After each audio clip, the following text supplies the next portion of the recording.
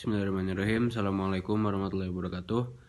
Perkenalkan, saya Muhammad Farhan Alba dengan NIM 12130300085 dari HTN 3B. Ingin mereview singkat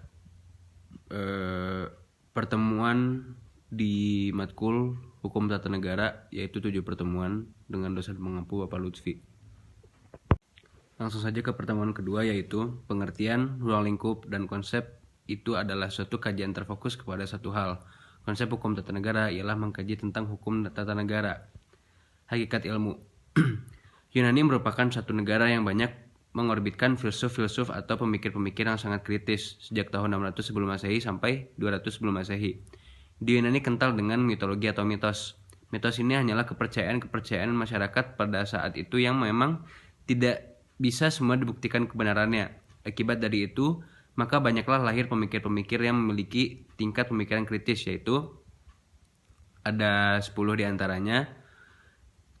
Ada yang pertama ada Thales, yang kedua ada Anaximandros, yang ketiga Anaximenes, yang keempat ada Pythagoras, yang kelima ada Xenophanes, yang keenam ada Heraklistos, yang ketujuh Socrates, yang kedelapan Plato, yang kesembilan Aristoteles, dan yang 10 Plotinus. Ketika ada sebuah mitos yang tidak bisa menjawab sebuah pertanyaan, maka dia dikategorikan menjadi logos, atau kita kenal arti logos ini dengan ilmu yang adalah maksudnya perlu pengujian kebenaran akhir yang lebih lanjut. Maka perlu dicari tahu jawaban terhadap sebuah pertanyaan yang tidak bisa dijawab oleh mitos ini. Pengetahuan adalah apa yang kita ketahui melalui panca indera, berbeda dengan ilmu, sedangkan ilmu adalah pengetahuan yang sistematis. Jadi pengetahuan itu cukup apa yang kita tahu, apa yang kita lihat, apa yang kita dengar, itu pengetahuan. Sedangkan ilmu berbeda tingkatannya dengan ilmu. Ilmu lebih tinggi tingkatannya daripada pengetahuan. Jadi maksudnya di sini ialah tidak semua pengetahuan itu sama dengan ilmu. Ilmu sebagai pengetahuan yang sistematis, yang dimaksud sistematis ini adalah berdasarkan kajian filsafat ilmu. Sebuah pengetahuan dapat naik derajatnya. Jadi ilmu ketika disistematis dan memenuhi 3 indikator. Pertama ada ontologi, kemudian ada epistemologi, dan terakhir aksiologi. Ontologi adalah sebuah pengetahuan dapat didefinisikan atau dapat dimaknai. Kemudian epistemologi bahwa pengetahuan tersebut memiliki pendekatan atau metode dalam aktivitas keilmuan. Dan terakhir aksiologi itu pemanfaatan atau ada kegunaannya. Jadi pengetahuan yang ada manfaatnya itu bisa dikategorikan sebagai ilmu asal. Ketiga hal ini mutlak unsur wajib yang dimiliki oleh sebuah pengetahuan untuk mencapai derajat sebuah ilmu.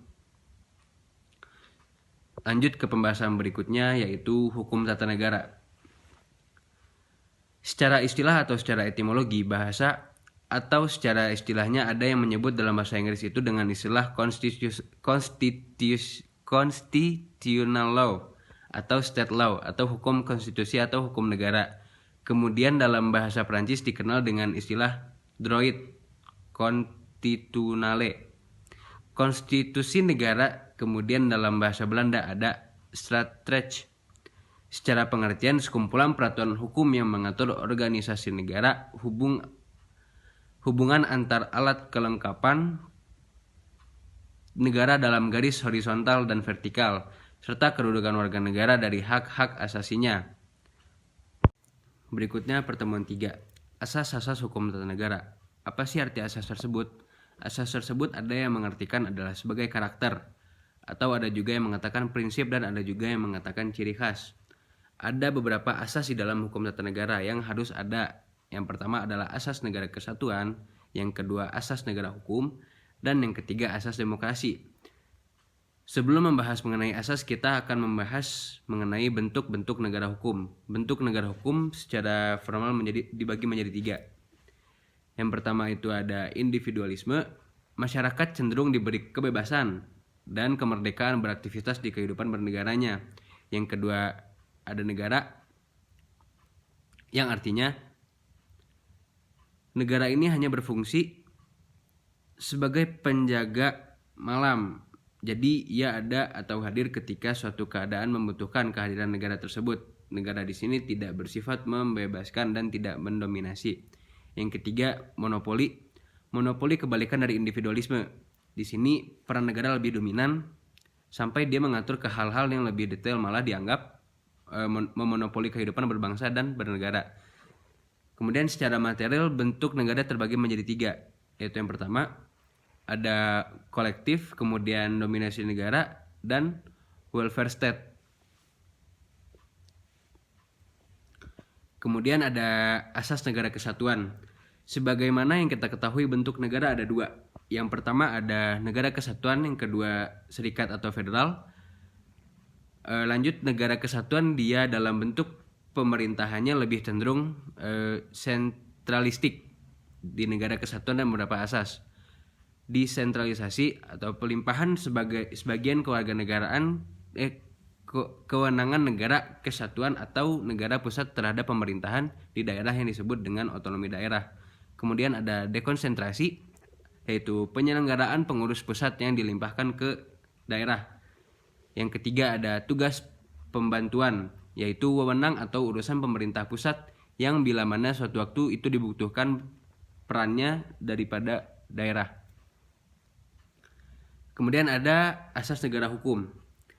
Ciri-ciri negara hukum yaitu sebuah negara dikatakan menjadi negara hukum bila mana dia memiliki asas-asas yang sebagai berikut.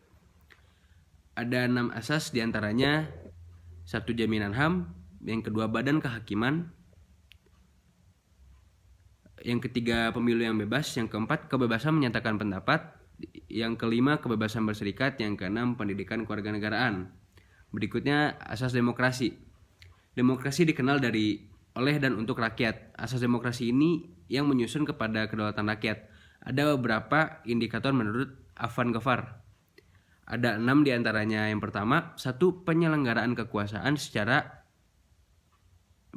berasal dari rakyat. Yang kedua, penyelenggaraan kekuasaan secara bertanggung jawab. Yang ketiga, adanya partisipasi langsung atau tidak langsung. Yang keempat, rotasi kekuasaan. Yang kelima, pemilu. Dan yang terakhir, kebebasan dijadikan hak-hak dasar manusia.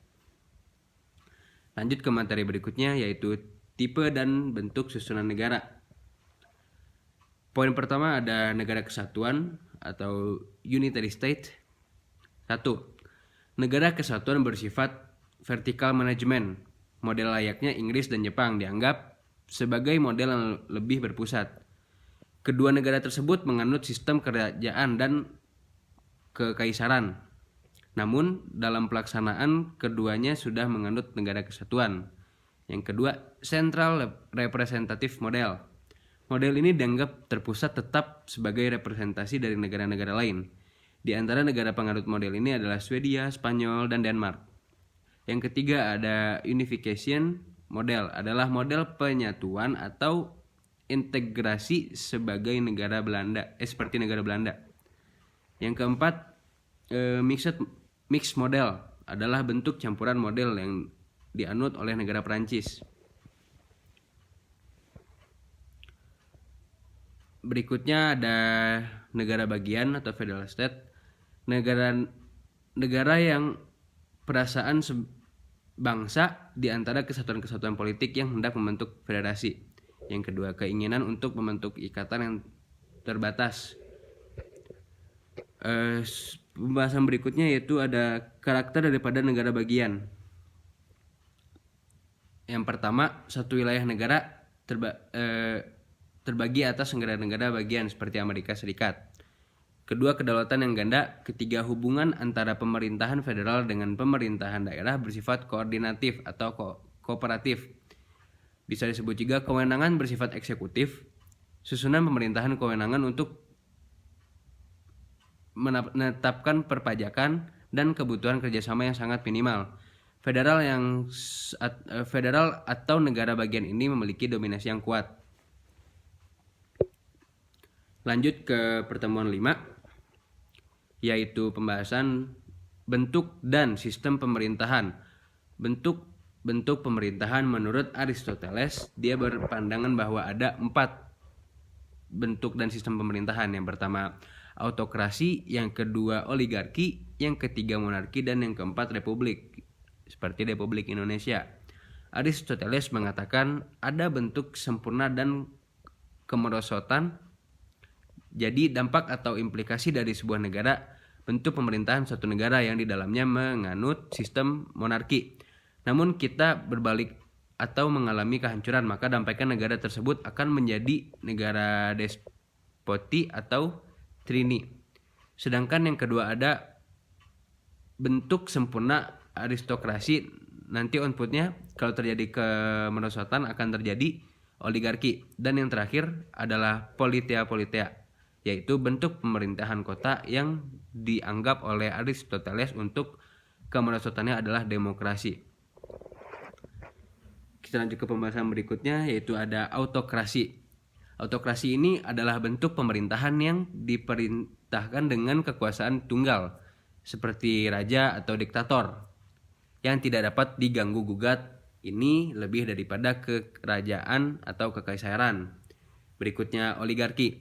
Oligarki ini menurut KBBI dikatakan bahwa oligarki adalah pemerintahan yang dijalankan beberapa orang yang berkuasa dari golongan atau kelompok tertentu. Berikutnya ada monarki. Sudah jelas bahwa monarki ini adalah bentuk pemerintahan tersebut biasanya akan berlangsung sepanjang hayat sang raja, ratu atau sultan. Beda autokrasi dengan monarki. Kalau autokrasi tidak melulu tentang kerajaan atau kekaisaran, tapi adalah dalam mekanisme pemerintahan. Autokrasi ini sifatnya hampir mirip dengan monarki, namun dia dipimpin oleh satu sosok yang tunggal, memiliki power yang kuat. Sementara kerajaan dia lebih kepada yang menjadi pembedanya, hubungan nasab keturunan. Jadi hanya keturunan raja atau kaisar yang memiliki kewenangan untuk memerintah di suatu daerah tersebut.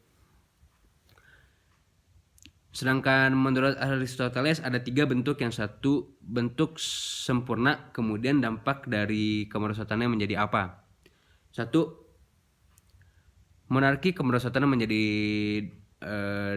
despoti atau tiranie. Kedua ada aristokrasi, kemerosotannya menjadi oligarki atau plutokrasi. Yang ketiga ada politia, kemerosotannya menjadi demokrasi. Politia ini adalah bentuk pemerintahan yang sifatnya secara langsung, karena kita tahu bahwa Yunani itu merupakan negara kota, yaitu jumlahnya tidak terlalu banyak dan wilayahnya tidak terlalu luas. Maka pemerintahan pada kala itu dilakukan secara langsung. Maksud dari Aristoteles ini tidak diartikan sebagai bentuk kemerosotan yang dalam artian negatif. Karena satu kota yang dikelola secara langsung itu pada konteks Yunani sangat mungkin dilakukan, namun seiring bertambahnya penduduk wilayah menjadi lebih kompleks dan sebagainya, maka demokrasi bisa dilakukan karena itu sebagai bentuk antisipasi. Baik, kita lanjut ke pembahasan berikutnya. Selanjutnya sistem pemerintahan menurut Mahfud MD. Sistem pemerintahan adalah sistem hubungan dan tata kerja antara lembaga. Kurang lebih ada 2 secara umum sistem pemerintahan itu. Pertama presidensil, kedua parlementer. Untuk presidensil ada 3 poin tertentu, yaitu 1. Kepala negara menjadi kepala pemerintahan atau eksekutif. Kedua, pemerintahan tidak bertanggung jawab kepada parlemen atau DPR. Parlemen dan pemerintahan adalah sejajar. Yang ketiga, menteri-menteri diangkat dan bertanggung jawab kepada presiden. Yang keempat, eksekutif dan legislatif sama-sama kuat. Kemudian parlementer, ini menurut Mahfud MD. 1. Kepala negara tidak berkedudukan sebagai kepala pemerintahan karena ia lebih bersifat simbol nasional atau pemersatu bangsa. Yang kedua, pemerintah dilakukan oleh sebuah kabinet yang dipimpin oleh seorang perdana menteri. Yang ketiga, kabinet bertanggung jawab kepada dan dapat dijatuhkan oleh parlemen melalui mosi. Yang keempat, ada kedudukan eksekutif atau kabinet lebih rendah dan bergantung kepada parlemen. Ini yang menjadi pembeda antara pemerintahan presidensial dan parlementer. Kita lanjut ke pertemuan 6. Negara autokrasi dan demokrasi modern. Autokrasi modern adalah suatu bentuk pemerintahan yang dia memiliki karakter-karakter yang agak berbeda dengan demokrasi modern. Autokrasi lebih kepada kekuasaan tunggal, bisa jadi, yaitu ada karakter dari autokrasi modern, yaitu Sistem satu partai atau partai tunggal, kemudian menghimpun kekuasaan sebesar mungkin pada tangan negara. Berikutnya organisme yang dianggap sebagian sesuatu kesatuan yang mempunyai dasar-dasar hidup, serta kehidupan yang mempunyai kepentingan sendiri serta kepribadian sendiri. Kemudian penentuan wakil rakyat masih dominan penguasa. Eksekutif dominan. Negara autokrasi modern ini lebih menjurus ke diktator, tergantung nanti persepsi masyarakat. Seperti apa kalau orientasinya karena kepentingan pribadi, maka bisa dikatakan konteks negara tersebut otoriter. Lanjut ke demokrasi modern, yaitu kebalikan daripada autokrasi modern. Sistem multipartai, kemudian penyelenggaraan kekuasaan rakyat, kemudian kumpulan atau kesatuan daripada individu, dalam artian bahwa individu mempunyai peranan yang pokok yang harus menentukan dan mengusahakan kebahagiaan serta kesentosaan negara. Lanjut ke pertemuan terakhir, yaitu pertemuan 7. Pertemuan 7 itu ya adalah teori pembagian kekuasaan dan lembaga negara. Pembatasan kekuasaan adalah langkah yang bisa dilakukan menurut Maurice Duverger. Pembatasan kekuasaan bisa dan perlu dilakukan untuk menghalau hal yang tidak diinginkan. Setelah dibatasi maka dilakukan pembagian kekuasaan tersebut. Menurut Maurice Duverger, ada beberapa syarat yang dilakukan untuk pelaksana pembatasan kekuasaan. Itu ada beberapa sebuah bahasan. Yang pertama langsung, yang kedua menambah atau memperkuat kekuasaan, yang ketiga ada pengendalian kelaliman pihak penguasa dari masyarakat. Ada yang dinamakan trias politika. 1. Perancis abad ke-16. Kedua ada John Locke, itu membahas fungsi legislatif, eksekutif dan yudikatif. Yang ketiga ada Montesquieu yang membahas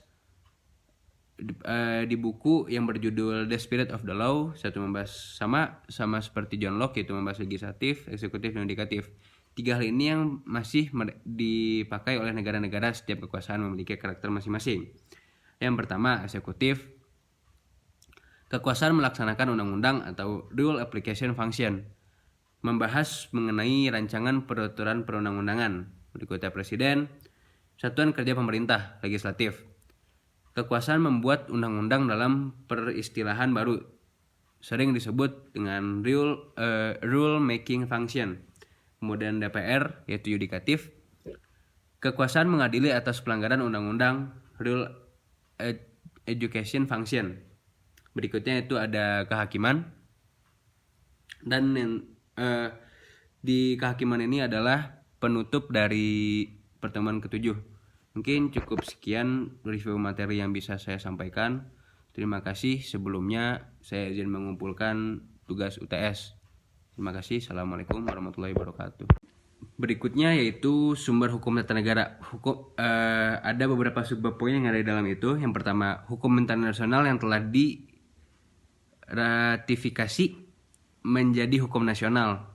Kemudian peraturan perundang-undangan tertulis, wujudnya ya bisa disebut UU, PP, perjanjian dan lain-lain. Berikutnya nilai-nilai konstitusi yang tidak tertulis atau hukum adat. Berikutnya ada jurisprudensi peradilan. Berikutnya ada constitutional confession atau kebiasaan ketatanegaraan. Dan yang terakhir doktrin ilmu hukum yang telah menjadi ius communis opinio doctorum.